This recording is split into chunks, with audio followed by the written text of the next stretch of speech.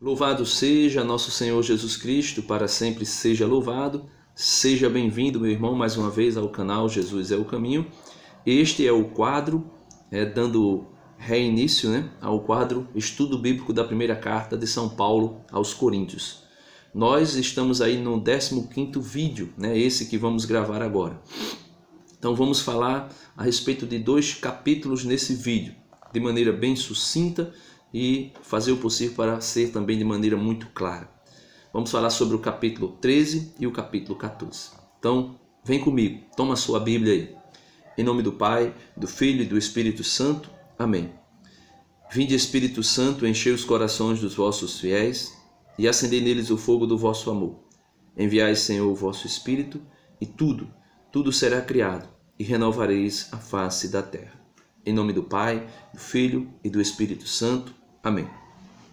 Meus amados irmãos, seja bem-vindo a esta série, que o Senhor possa dar entendimento sobre esse capítulo, esses 2 capítulos para você, e que você aprenda de Deus a ser um homem, uma mulher mais santo, mais voltado para aquilo que é a vontade de Deus. Iniciando o capítulo 13, nós iremos ver primeiro o versículo 31 da primeira carta aos Coríntios, do capítulo 12. Capítulo 12 de 1 Coríntios, versículo 31, para darmos início ao capítulo 13. Aspirai aos dons mais altos. Aliás, passo a indicar-vos um caminho que ultrapassa a todos. Então, Paulo diz, aspirai aos dons mais altos do Espírito Santo. E eu vou dar um caminho a vocês que ultrapassa a todos os caminhos para alcançar os dons espirituais. Ele diz, ainda que eu falasse línguas, as dos homens e as dos anjos, se eu não tivesse caridade, seria como bronze que soa, ou como símbolo que tine. Ainda que tivesse o dom da profecia, o conhecimento de todos os mistérios e de toda a ciência, ainda que tivesse toda a fé a ponto de transportar montanhas, se não tivesse a caridade, o amor, nada seria. Então Paulo está dizendo, olha, você quer buscar os dons espirituais? Busque com afinco, busque mesmo, com vontade, Peça a Deus, pois com alegria Ele dá. O apóstolo Santiago diz na sua carta, peça a Deus que com alegria Ele dá, mas porém sem duvidar, pois aquele que duvida, aqui na terra já não pode o céu alcançar. Então, se você deseja os dons, ok, tudo bem. Mas o apóstolo Paulo diz que você precisa trilhar um caminho. Que caminho é esse? O caminho do amor. Porque do contrário, você não vai conseguir os dons espirituais. Se o amor, se a caridade não for o impulso para a realização, vamos dizer assim, para o uso dos dons espirituais carismáticos, você estará perdendo seu tempo. E ele diz por quê? Ele diz, ainda que eu distribuísse, versículo 3 do capítulo 13 da primeira carta aos Coríntios, ainda que eu distribuísse todos os meus bens aos famintos, ainda que entregasse meu corpo às chamas, se não tivesse a caridade, o amor, isso nada me adiantaria. Ele diz, a caridade é paciente, a caridade é prestativa, não é invejosa, não se ostenta, não se incha de orgulho, nada faz de inconveniente, não procura o seu próprio interesse, não se irrita, não guarda rancor, não se alegra com a injustiça, mas se regozija com a verdade. Tudo desculpa, tudo crê, tudo espera, tudo suporta. A caridade jamais passará. Quanto às profecias, desaparecerão. Quanto às línguas, cessarão. Quanto à ciência, também desaparecerá, pois o nosso conhecimento é limitado. E limitada é a nossa profecia. Veja, meus amados irmãos, esse versículo 8 é base para muitas pessoas dizer que os dons carismáticos já se extinguiram, principalmente o dom de línguas. Mas isso aqui não está sendo relacionado a este tempo que nós vivemos. Não é o tempo terreno da igreja, não é o tempo da igreja militante que Paulo se refere. Vamos ver, versículo 8, voltando. A caridade jamais passará, o amor não acabará nunca. Quanto às profecias, desaparecerão.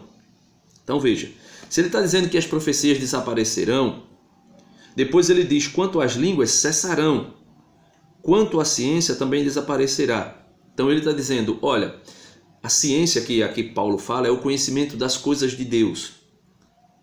A língua que ele fala aqui é o dom de língua, né? É a glossolalia.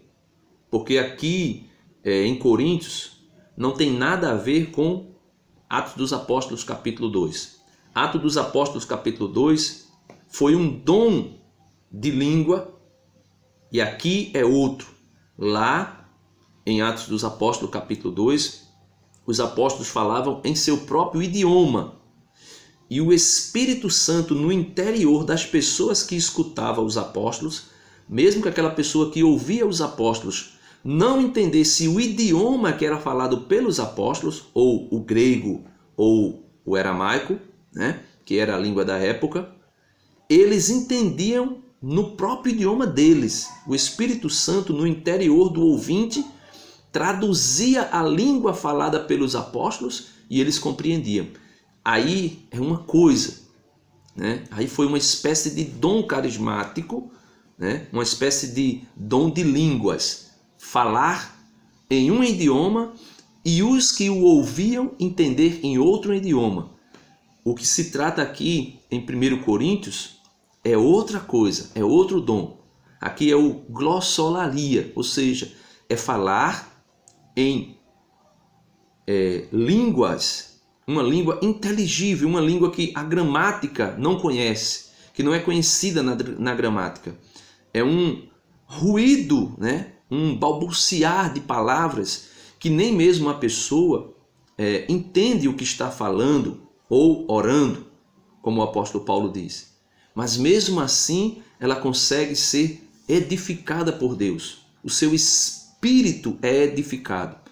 Veja, não é a inteligência de quem tem o dom da glossolalia que é edificada, é o espírito. Aquilo que Jesus disse a Pedro.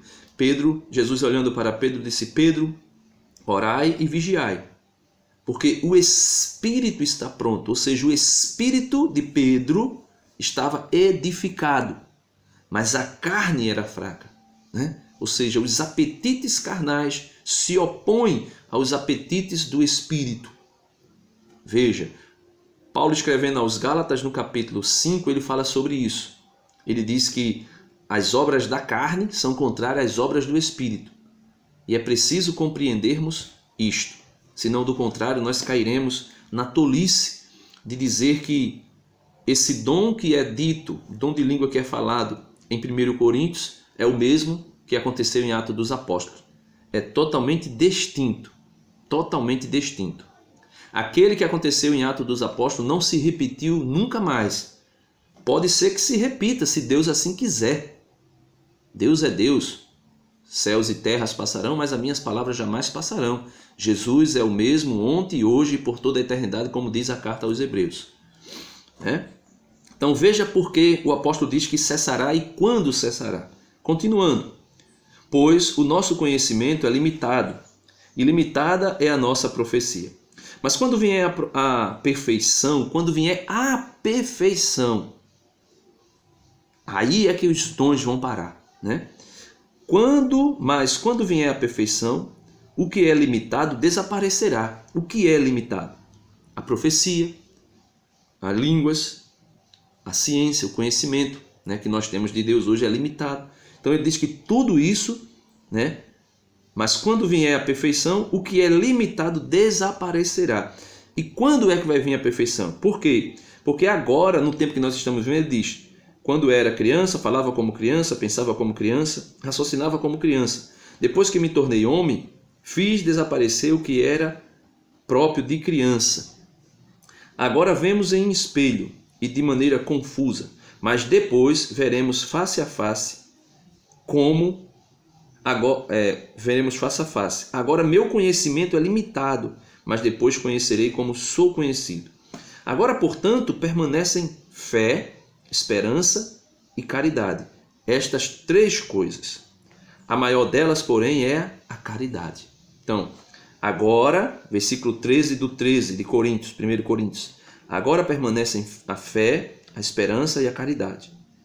Essas três coisas, a maior delas, porém, é a caridade. Então, os dons carismáticos desaparecerão quando vier o que é perfeito. E o que é perfeito que Paulo está dizendo que virá? E que nesse momento que virá o que é perfeito, apenas o amor permanecerá, né? Apenas o amor. Agora, portanto, permanece fé, esperança e caridade. Estas três coisas. A maior delas, porém, é a caridade. Então, quando é que os dons carismáticos desaparecerão? Quando vier o que é perfeito. O que é perfeito? O céu. E quando vier o que é perfeito, nós não iremos precisar mais dos dons, de dom nenhum. Nós iremos precisar apenas do amor para com Deus e amar a Deus, né? Então, passemos agora para o capítulo 14. 1 Coríntios, versículo 1, diz o seguinte: procurai a caridade, ou seja, procurai o caminho que Paulo indicou, o caminho da caridade, do amor. Entretanto, aspirai aos dons do Espírito, principalmente a profecia. Ele está dizendo, procurai a caridade, aquele caminho que eu ensinei para vocês. Que a caridade não se orgulha, não se ensoberbece, não se envaidece, não se ostenta. Procurai a caridade. Mas, entretanto, aspirai também aos dons espirituais, principalmente o da profecia. Por quê?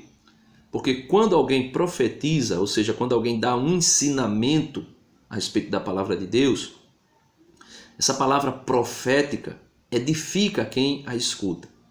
Aí ele diz, por quê? Pois aquele que fala em línguas não fala aos homens, mas a Deus. Ninguém o entende, pois ele em espírito enuncia coisas misteriosas. Então veja, se Paulo está dizendo aqui no segundo versículo de 1 Coríntios 14, que quem fala em línguas fala a Deus e não aos homens, porque em espírito enuncia coisas misteriosas, então aqui já dá para ver que esse dom da glossolalia não tem nada a ver com o dom que aconteceu em Pentecostes, em Atos capítulo 2. Lá é uma coisa, aqui é outra coisa. Veja o versículo 3. Mas aquele que profetiza fala aos homens, edifica, exorta e consola. Então, Paulo vai fazendo uma comparação desses dois dons que são enfatizados aqui. O dom da profecia e o dom das línguas. Por que, meus irmãos? Por que Paulo está enfatizando o dom da profecia e, podemos dizer assim, colocando o dom de línguas, ou a oração em línguas, como é conhecida hoje, num patamar inferior ao da profecia? Por quê? Porque os coríntios, né, os que eram da igreja de Coríntios, eles não tendo a caridade, não tendo o amor, ágape, quando eles começavam a orar em línguas ou falar, né, de maneira por meio do dom da glossolalia, eles começaram a se envaidecer, achando que o dom de falar em línguas era superior a todos os dons. E isso distinguia-os como seres espirituais dentro da Assembleia. Por isso Paulo vai enfatizando que profetizar é maior do que falar em línguas. Porque quando se profetiza, aqueles que compreendem são edificados. E a gente vai ver um pouco mais abaixo. Mas aquele que fala em línguas, ninguém entende o que ele fala. A não ser, como ele vai dizer também, a gente vai chegar lá, que tem o dom de interpretar. Versículo 4. Aquele que fala em línguas edifica a si mesmo, veja. Ao passo que aquele que profetiza edifica a assembleia. Desejo que todos falassem línguas, mas prefiro que profetizeis. Então, desejo que todos falassem línguas, mas prefiro que profetizeis. Por quê? Aquele que profetiza é maior do que aquele que fala em línguas, a menos que este as interprete, para que a assembleia seja edificada. Então, você que muitas vezes condena a renovação carismática católica, pelo fato da renovação carismática enfatizar muito a glossolalia, ou seja, o dom de línguas, né, o falar ou orar em línguas, você deveria participar de um encontro sem preconceito e compreender o que acontece no encontro. Porque acontece o quê? Temos a oração inicial, um louvor, depois do louvor vem a pregação, depois oração para encerramento do encontro. no início, na oração inicial, acontece de algumas pessoas orar em línguas. Ou, de repente, todos ali, se são carismáticos, oram em línguas. Mas você percebe que existe uma disciplina no encontro. Existe uma disciplina. As pessoas oram, mas aquele que está conduzindo a oração serve de guia para os demais. Quando iniciar e quando terminar. Isso aí é o que Paulo chama de hierarquia, ou melhor, disciplina na Assembleia. Né? Hierarquia não, hierarquia é a hierarquia dos dons. Disciplina na Assembleia. Então, aquele que conduz a oração vai disciplinando os demais para que não tenha exageros, para que não tenha coisas além da conta. Então, versículo 6, né?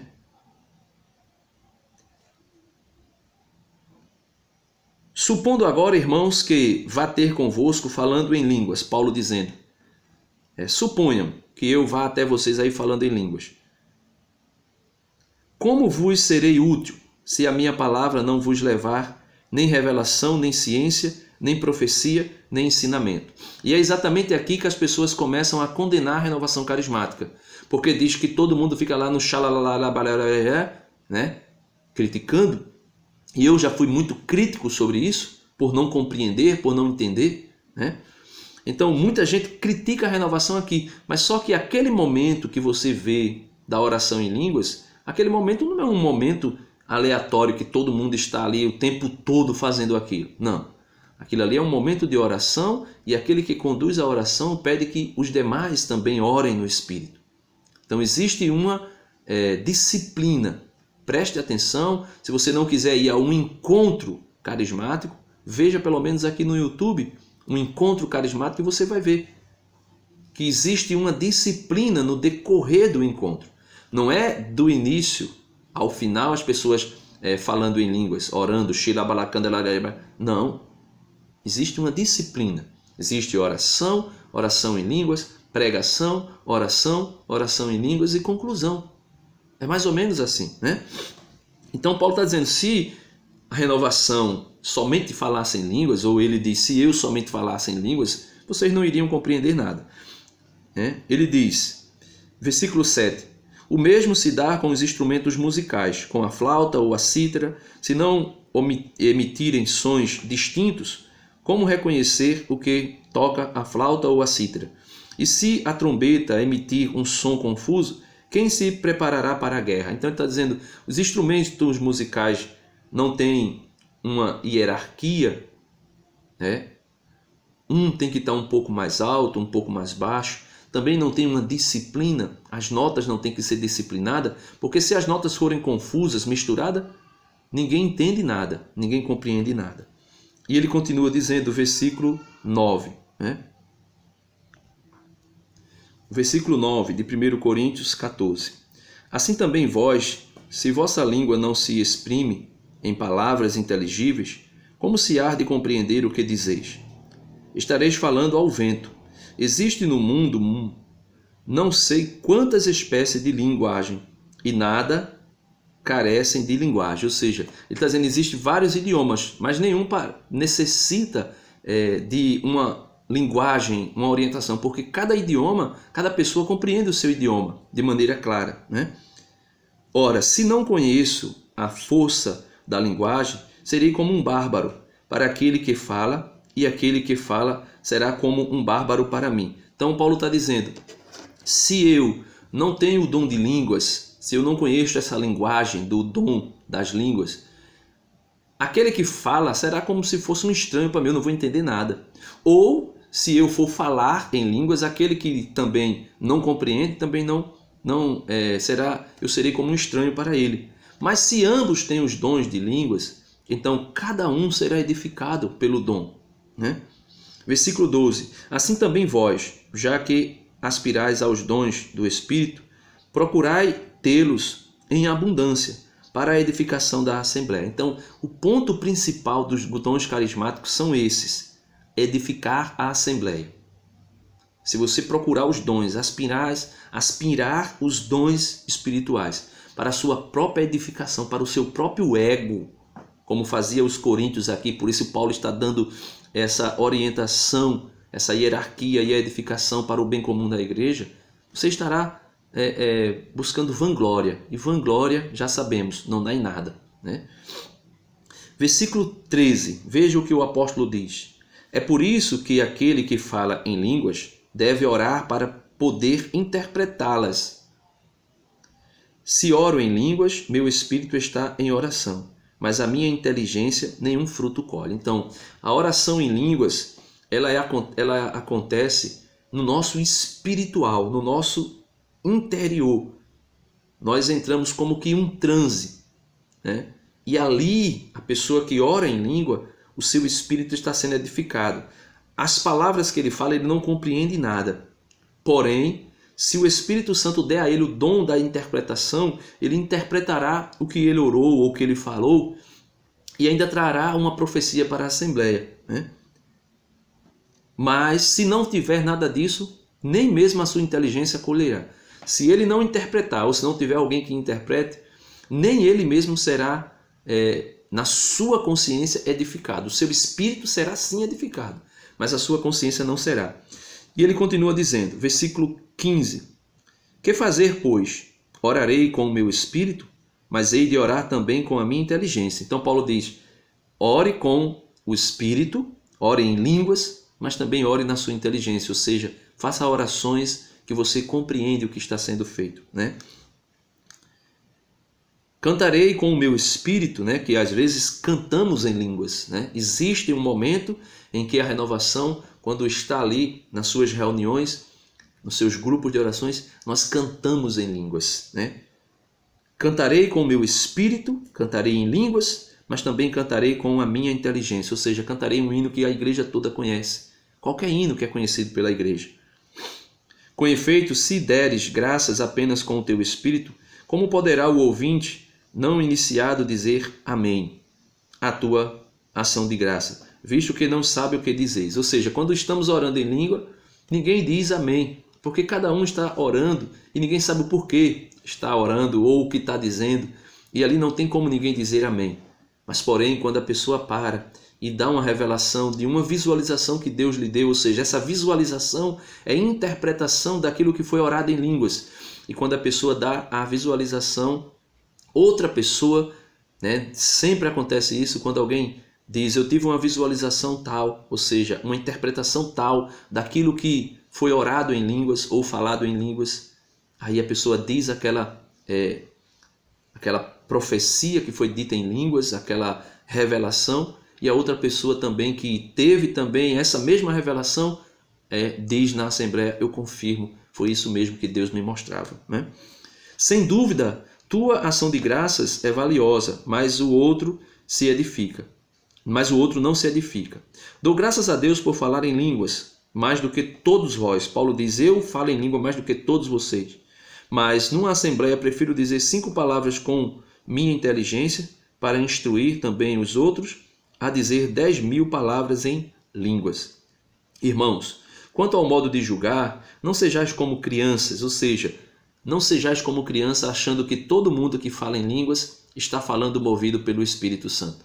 Não sejais como criança para achar que tudo o que acontece ali no encontro, na assembleia, seja uma ação do Espírito Santo. Pode ser emocionalismo barato, pode ser vaidade, busca de se envaidecer para se mostrar uma pessoa espiritualizada ou espiritual, e pode ser até mesmo uma ação do inimigo, querendo enganar, porque o apóstolo Paulo deixa claro para nós, na segunda carta aos Coríntios, que Satanás se disfarça de anjo de luz, e os seus seguidores também se disfarçam de mensageiros de Deus, para distorcer o que está sendo dito na Assembleia. Por isso ele diz, é melhor falar normal, em palavras inteligíveis, né, de compreensão, do que falar de maneira inteligível. Ele diz, por isso, não sejam crianças para distinguir o que está acontecendo no encontro, porque senão vai acontecer todo tipo de bagunça, como acontecia aqui em Coríntios, que as pessoas buscavam os dons apenas para se envaidecer e se mostrar mais espiritual do que os outros. Ele diz, quanto à malícia, sim, sede crianças, não tenhais malícias, Mas quanto ao modo de julgar, sede adultos. Julgar o quê? O que está acontecendo? É de Deus ou não é de Deus? O dom, o discernimento dos espíritos, que é dito no capítulo 12, é exatamente para isso, para discernir se aquilo é de Deus, se aquilo é emoção, é um ato da emoção da pessoa, ou se aquilo é uma ação até mesmo diabólica. 3 é um tripé, que é necessário ter conhecimento. É de Deus? É emoção barata da pessoa, querendo ser espiritual? Ou é uma ação do espírito maligno? Porque pode ser essas 3 coisas. Não pensar que é somente de Deus. Também não achar que é somente emoção, porque senão a gente vai destruir os dons carismáticos. E também não achar que é o demônio, porque senão a gente vai dizer que tudo que acontece espiritual na igreja é o demônio. E a igreja já condenou 2 coisas. A primeira, o fideísmo, aquilo que tudo é fé, tudo é espiritual. E também o racionalismo. Até o racionalismo foi destruído, foi condenado pela igreja. A fé católica é racional, mas também é fé, é dom carismático. Então a doutrina católica ela é fé e razão. Anda os 2 juntos. Se eu ficar somente pela fé, tudo é espiritual, é condenado pela igreja. É heresia. E se eu também for somente para o lado da razão, tudo tem que ser racional, entendimento completo de tudo, também foi condenado pela igreja. Os 2 têm que andar lado a lado. E vou concluir aqui porque já estamos com 26 minutos. Ele diz assim, versículo 21 do 14. Está escrito na lei, pelos profetas, profeta Isaías 28, do 11 ao 12. Falarei a esse povo por homens de outra língua e por lábios estrangeiros. E mesmo assim não me escutarão, diz o Senhor. Então aqui Paulo fala daquilo que aconteceu em Pentecostes. Falarei a esse povo por homens de outra língua e por lábios estrangeiros. E mesmo assim não me escutarão, diz o Senhor. Aí ele diz aqui no rodapé, como os israelitas não ouvem a profecia, ou não ouvem o profeta, este os ameaça de ouvir línguas incompreensíveis de invasores estrangeiros. Então Paulo está dizendo, foi falado a vocês pelos apóstolos, com línguas distintas da de vocês. Mas vocês não entenderam, não quiseram ouvir Deus. Então vocês vão ter que ouvir os estrangeiros que vão vir aqui, falar para vocês. Por conseguinte, versículo 22, por conseguinte, as línguas são um sinal não para os que creem, mas para os que não creem. A profecia, ao contrário, não é para os incrédulos, mas para os que creem. Então veja, o dom de línguas é um sinal espiritual para quem não crê. Quem não crê vai dizer misericórdia. Ou, nossa, que interessante, a maneira daquelas pessoas ali, aquela linguagem. Então, o dom de línguas é um sinal para quem é incrédulo. A profecia, ao contrário, não é para os incrédulos, mas para os que creem. Ou seja, quando se profetiza, quando se ensina a respeito das coisas de Deus, aquele que crê é edificado, é exortado e consegue buscar a graça de Deus. Versículo 23. Se, por exemplo, a igreja se reunir e todos falarem em línguas, os simples ouvintes e os incrédulos que entrarem não dirão que estáis loucos? Aí alguém diz, isso aqui acontece com a renovação carismática, porque eles todos oram em línguas. Mas como eu falei, é em um momento específico, onde aquele que está conduzindo a oração nos convida a orar, a falar em línguas. Não é todo momento do encontro. Isso tem que ficar claro, porque é nesse momento que as pessoas pegam esse ponto para condenar a renovação carismática. E olhe que eu não faço parte da renovação carismática, viu? Sou membro de uma comunidade de aliança que crê nos dons carismáticos, mas eu não faço parte da renovação carismática. Eu não estou aqui como defensor da renovação carismática, até mesmo porque eu não faço parte e também existem muitos exageros, muitos excessos. Versículo 24. Se ao contrário todos profetizarem, o incrédulo ou o simples ouvinte que entrar há de sentir arguido por todos, julgado por todos. Os segredos de seu coração serão desvendados. Prostrar-se-á com o rosto por terra e adorará a Deus e proclamará que Deus está realmente no meio de vós. Então ele diz, se vocês todos profetizam, quem chegar vai entender o que está sendo dito. E sendo edificado, vai glorificar a Deus. Paulo aqui no versículo 26 dá uma regra prática sobre os carismas. Ele diz, que fazer, pois, irmãos, quando estáis reunidos? Cada um de vós podem cantar um cântico, é o que faz na renovação carismática. Pode proferir um ensinamento ou uma revelação, é o que nós fazemos. Falar em línguas ou interpretá-las, mas que tudo se faça para a edificação da igreja.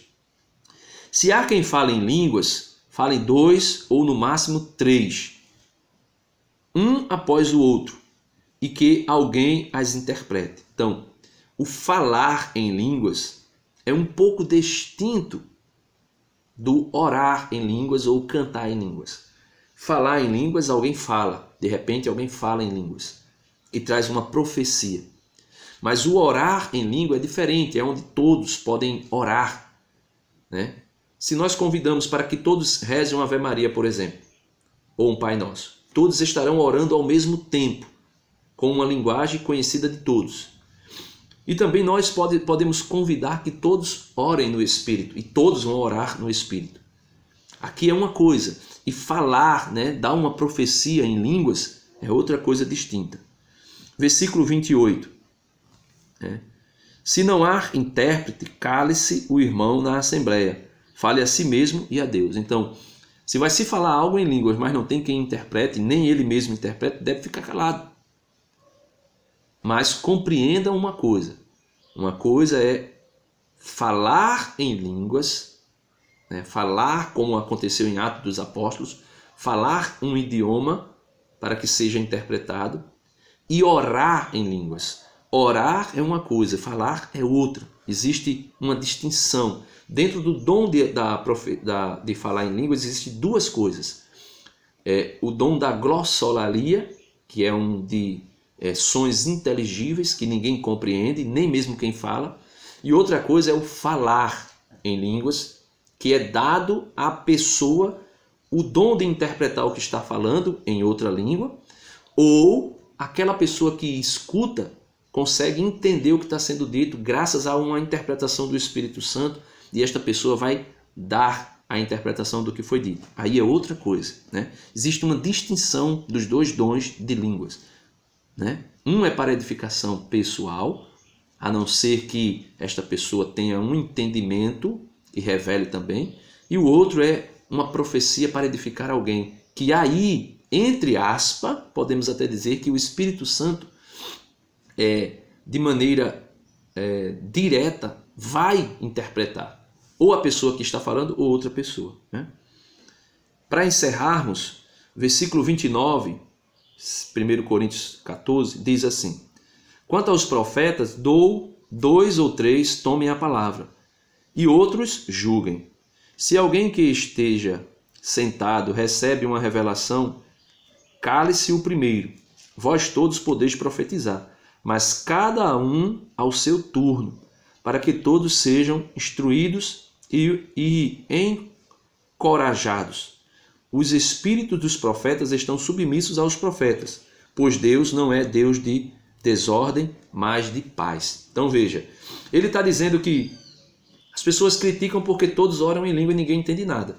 Mas ele está dizendo aqui, no versículo 31, versículo 31, 30 e 31. Se alguém que está sentado recebe uma revelação, cale-se o primeiro que estava falando.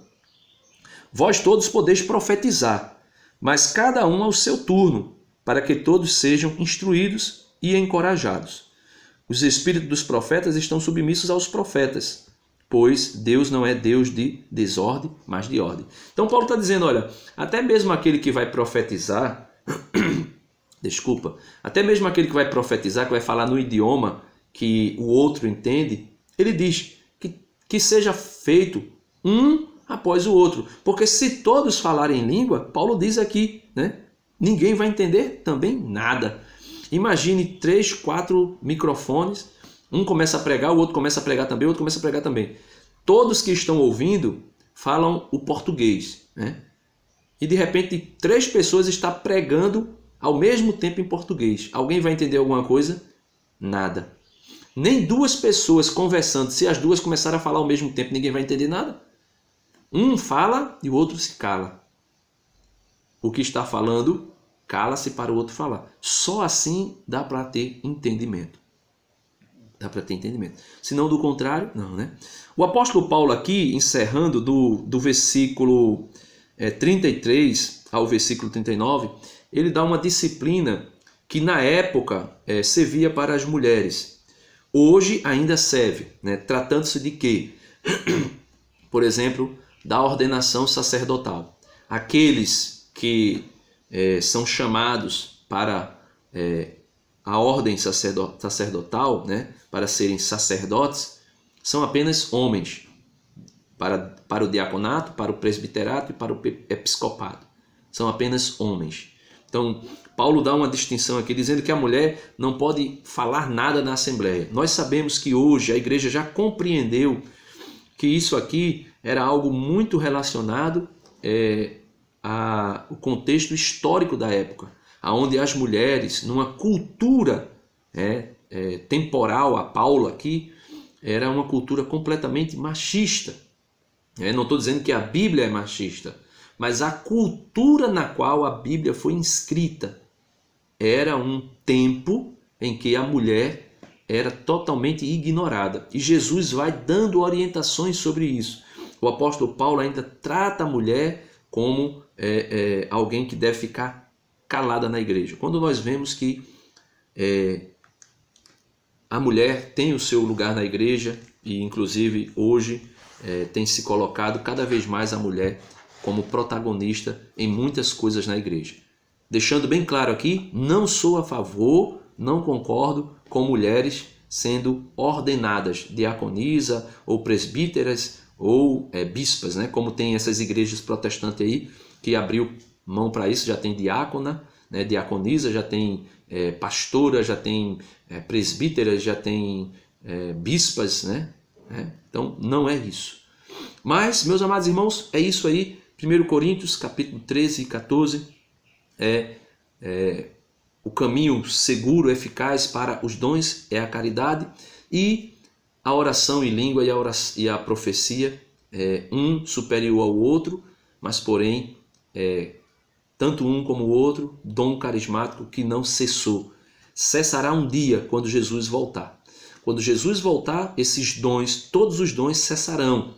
Inclusive a fé deixará de existir. Quando Jesus voltar, a fé deixará de existir, porque nós não precisamos mais da fé. Nós iremos ter a visão beatífica de Deus, ou seja, nós vamos ver Deus face a face, conhecer Deus como Deus nos conhece. Então a fé, o dom da fé teologal não será mais necessário, porque nós não precisamos mais crer, nós vamos ver Deus como Ele é, e aí não se necessita mais de fé alguma, né? Por exemplo, Nossa Senhora no céu e os anjos e os santos que veem a face beatífica de Deus não precisam da fé. Eles apenas necessitam, não é que necessitam, mas apenas têm o dom da caridade, o amor para com Deus. Então Deus abençoe vocês, espero ter ajudado. Não se esqueça, se você não é inscrito, vai lá, se inscrever no canal, clica no sininho depois de se inscrever e clica na primeira opção do sininho receber todas as notificações. Se você gostou do vídeo, deixa o seu like. Se você não gostou, dá o teu dislike aí, não tem problema. Compartilha esse vídeo com teus irmãos. Deus abençoe. Em nome do Pai, do Filho e do Espírito Santo. Amém.